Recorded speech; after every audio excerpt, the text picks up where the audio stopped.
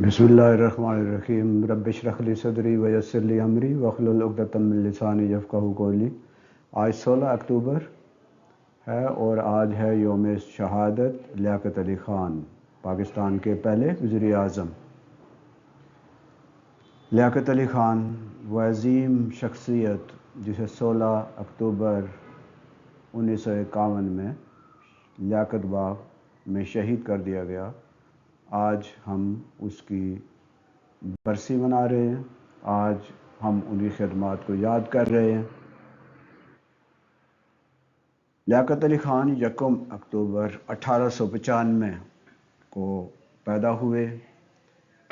आपकी तालीम मुस्लिम यूनिवर्सिटी से आपने तालीम हासिल की, उसके बाद ऑक्सफोर्ड यूनिवर्सिटी से तालीम हासिल की और ख़ताबात आपके जो हैं कायद मिल्लत और शहीद मिल्लत के ख़ताबात आपको मिले।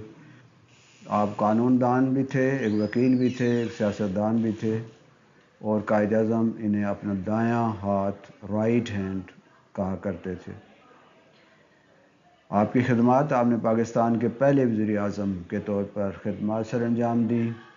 आपने करारदाद मकासद 1949 को जो मंजूर हुई, जो हमारे तमाम आइन 1956-1973 के जो आइन हैं उनका ये प्रेम्बल है, उसका ये इब्तदाइया है, उसका दिबाचा है, जिसमें पाकिस्तान में कानून साजी के उसूल तय किए गए हैं, वो भी आप ही के दौर में मंजूर हुई। आप 16 अक्टूबर 1951 को शहीद कर दिए गए। मुस्लिम लीग में आप शामिल हुए, आपको कांग्रेस में शामिल होने की दावत दी गई थी, लेकिन आपने उसको ठुकरा दिया और जब बरतानिया में अपनी तालीम मुकम्मल करने के बाद हिंदुस्तान आए तो आपने मुस्लिम लीग में शमूलियत इख्तियार की। आप उत्तर प्रदेश से सूबाई असम्बली के मेंबर 1926 में मुंतखब हुए, यानी पाकिस्तान बनने से पहले भी आपकी सियासी कद काठ कितना बड़ा था, इससे ये अंदाज़ा लगाया जा सकता है कि आप 1926 के इंतखाबात में सूबाई असम्बली के रुकन मुंतखब हुए। 1940 में आप मरकज़ी असम्बली के रुकन मुंतखब हुए और वज़ीर ख़जाना भी बने और आपने ऐसी पॉलिसियाँ दी जो गरीब नवाज थी और जिससे गरीबों को मदद मिली। आप उस असम्बली के भी मेंबर थे जो पाकिस्तान बनने से पहले मुश्तरका हिंदुस्तान की असम्बली थी और उसमें वज़ीर भी रहे। पाकिस्तान बनने के बाद पाकिस्तान की असम्बली के भी आप मेंबर रहे और 1947 में आपको वज़ीर आज़म मुंतखब कर लिया गया। शहादत 16 अक्टूबर का दिन पाकिस्तान की तारीख़ का स्याह-तरीन दिन है कि इसमें फिर लियाक़त अली ख़ान जब तकरीर कर रहे थे, आपने जब अपना मुक्का तकरीर के लिए लहराया और यूँ बुलंद किया उसे, तो उसी वक्त उनको गोली का निशाना बना दिया गया। पुलिस इंस्पेक्टर जो उस वक्त वहाँ पे मौजूद था, ड्यूटी थी, उसको ज़्यादा दिलचस्पी इस बात पे थी कि सैयद अकबर को गोली मार दी जाए ताकि न बांस रहे और न बजे बांसुरी। तो पुलिस इंस्पेक्टर ने सैयद अकबर को गोली मार दी और यूँ वो जो सबसे बड़ा सबूत था जिससे मालूम किया जा सकता था कि इस साजिश के पीछे कौन है, उसको ख़त्म कर दिया गया और यही शायद मकसद भी था।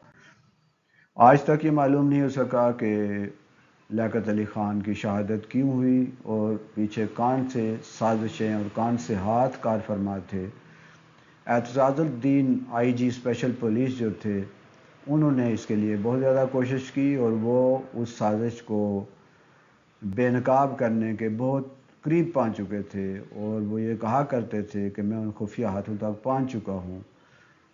लियाक़त अली ख़ान की शहादत की असल वजूहात और साजिश के पीछे जो खुफिया हाथ थे उन तक पहुंचने की संजीदा कोशिश जिस ईमानदार पुलिस अफसर ने की, उसका नाम एतज़ाज़ुद्दीन था। उनके बारे में कहा जाता है कि वो साजिश को बेनकाब करने ही वाले थे, लेकिन वो फाइलों के साथ जब लाहौर से रावलपिंडी आ रहे थे तो रास्ते में उनका जहाज़ तबाह हो गया या तबाह कर दिया गया और यूँ सारे के सारे सबूत ख़त्म कर दिए गए। उसके बाद कुछ भी बाकी न रहा। आज तक मालूम नहीं हो सका कि लियाक़त अली ख़ान को क्यों शहीद किया गया। लियाक़त अली ख़ान की ज़िंदगी हमारे लिए एक बहुत बड़ा सबक है। आप पाकिस्तान में आने से पहले آپ 300 سے زیادہ دیہاتوں کے مالک تھے، آپ نواب ابن نواب تھے، آپ کے والد آپ کے دادا نواب تھے، بہت بڑی ریاست کے آپ حکمران تھے، بہت بڑی ریاست کے آپ مالک تھے، لیکن جب پاکستان میں آئے تو انہوں نے کوئی کلیم داخل نہیں کیا۔ پاکستان میں ہندوستان سے جن لوگوں نے ہجرت کی تھی انہوں نے یہاں آ کے کلیم داخل کیے، اور ان کے کلیم کے مطابق ان کو یہاں پراپرٹی جائیدادیں وغیرہ دی گئی، لیکن لیاقت علی نے کوئی کلیم داخل نہیں کیا۔ انہوں نے کوئی زمین، کوئی مکان، کوئی بنگلہ یہاں نہ لیا نہ بنایا، اور یہاں تک بھی کہا جاتا ہے کہ ان کے پاس کوئی دوسرا جوڑا بھی نہیں تھا۔ اور پاکستان کا یہ درویش وزیر اعظم جب فوت ہوا تو اس کے بینک میں صرف 32 روپے اس کے اکاؤنٹ میں تھے۔ دنیا کا سب سے بڑا اسلامی ملک اور اس کا سب سے طاقتور وزیر اعظم، اس کے اکاؤنٹ میں صرف 32 روپے تھے۔ اب ان کو کیوں شہید کیا گیا، ان کو کیوں قتل کیا گیا، اس سازش کا آج تک علم نہیں ہو سکا۔ اللہ انہیں جنت فردوس میں اعلیٰ ترین مقام عطا فرمائے۔ وہ ہمارا ایک بہت بڑا سرمایہ تھے، بہت عظیم شخصیت تھے۔ ہمیں آج کے دن کے حوالے سے ان کے بارے میں گفتگو بھی کرنی چاہیے اور اپنی نئی نسل کو بتانا بھی چاہیے۔ اللہ ہمارا حامی و ناصر ہو۔ اللہ پاکستان کو سازشوں سے بچائے۔ اللہ اس ملک کو ترقی دے اور اس کو تا قیامت پھلتا پھولتا رکھے۔ فی امان اللہ۔ اللہ حافظ۔